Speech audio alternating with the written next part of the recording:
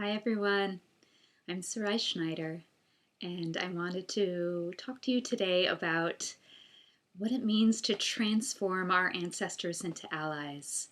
I get asked periodically in the work that I do in connecting people with their ancestors, well, what if I don't like my ancestors?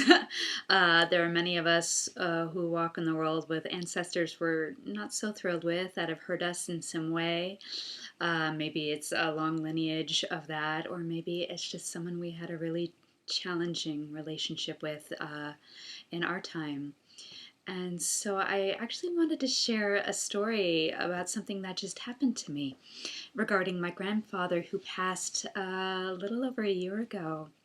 So when I first started connecting and building a relationship with my ancestors, I started with the ancestors I knew or were familiar with, and they all passed when I was young. So my grandpa Lou passed when I was around 7, and my aunt Esther and Frances. These are people whose energies I remember, but they passed when I was young. So the relationships I had with them were just so true and so loving. And then there are ancestors that I feel really connected to that are, generations old. I don't even know how old, that have shown up really actively and really presently in my lives. And I can connect to their energy and speak with them and feel them really clearly. And then there's my grandpa who passed recently. And I love my grandpa very much, but we had a very challenging relationship while he was here. And when he passed, he was 106. And that's amazing in and of itself. And there's so much breadth of knowledge that happens in a lifetime that long. And where we felt challenged is I think he saw in me what I couldn't see in myself, but had a very old school way of trying to pull it out. So it showed up as being really hard and really trying to drive me in a particular way that I simply could not respond to. It made me want to run away. I felt humiliated. I felt shut down. I felt inadequate. And it was hurtful. It felt hurtful to me, even though that's not how he meant it. So we had a really beautiful exchange before he passed. Many years before he passed, he, um, I think, got a sense that he was um, heading towards dementia. And so we had a beautiful healing conversation where I did feel seen. And it surprised me. And I was really, really, really grateful for that exchange that we had that time together. But even so, when he passed, all that anger and all that resentment came back, even though I was calling for him to be called over, that it was his time, that it was okay for him to let go and move on, and release and know that he raised good children who raised good children who are raising good children. He did wonderful things. He was our family patriarch. And I was still angry. And And I know from my experience and from my work that when ancestors cross over, their energy is not the same as when they were here. And so I got a first-hand experience of what that felt like recently. About 6 months after he passed, I received a reading in which I was given a ritual to do to help Grandpa pass over because he was feeling a little stuck and still attached to wanting to be here and lead our family.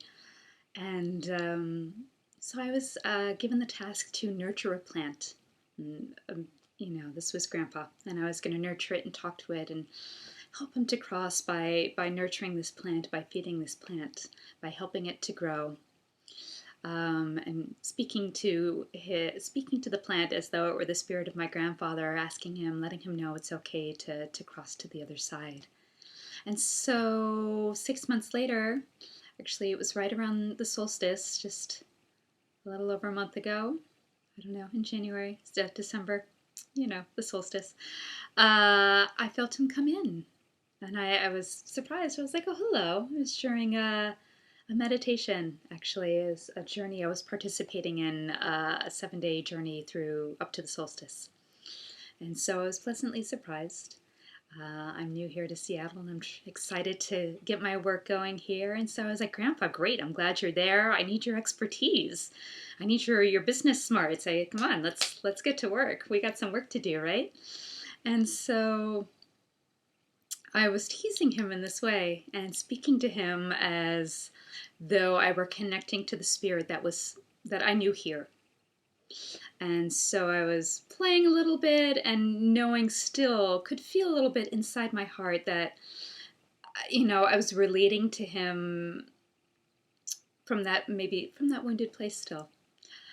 And so there was a moment where I was meditating, where I was sitting with my ancestors and chatting and talking to Grandpa and saying, hey, when are we gonna, when are we gonna get started on these projects, huh?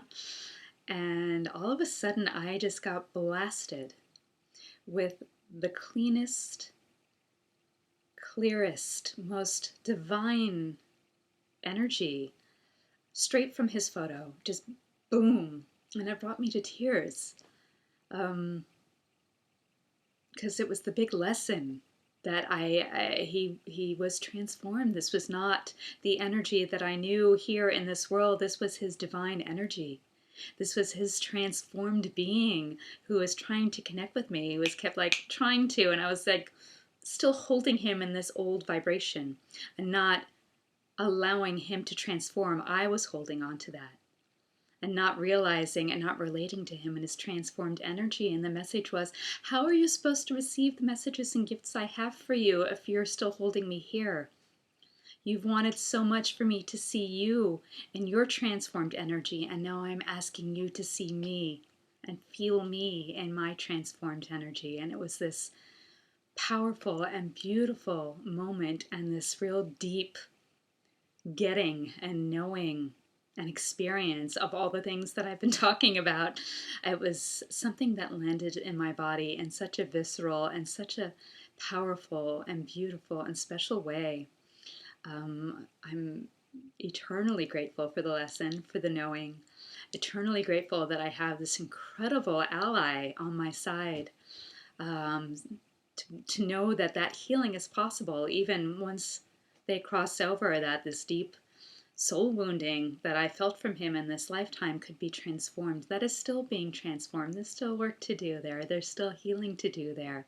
And I get to sit in this new vibration, knowing that he sees the scope of the world so differently now. He sees me so differently now. He sees my whole family so differently now. So I'm excited to see all the beautiful things that come from having this ancestor cross over and show up as this powerful ally. And I know that there may be those of you out there that had much more challenging relationships with ancestors, with people that they knew here that are now ancestors, and that it's not an easy journey. It's an individual one, but healing is there for the asking, for the opportunity, that it's possible to engage in a healing relationship with an ancestor we may not have had such a sunny relationship with here. So I just invite you to remain open, to see if you can invite in the possibility of forgiveness. See if you can open and invite in the possibility of healing these healing, these ancestors, this wounding, this patterning that sometimes we inherit, or that we've just lived in these lifetimes, that healing is possible. And I invite you to contact me if you'd like a little assistance with that. I am a guide for the ancestors, and I can connect you with their wisdom, and I know that they're wanting to connect with you. There are always, always ancestors in every line that are showing up to help facilitate healing in every family, to help heal those old wounds, to help facilitate growth and change and transformation. And they're right there. They're right there for you. And sometimes we need a little hope opening the gate and opening that threshold of connection. So I would love to be your guide on that journey. If you feel so inclined, let me know. Blessings to you all. Ashe.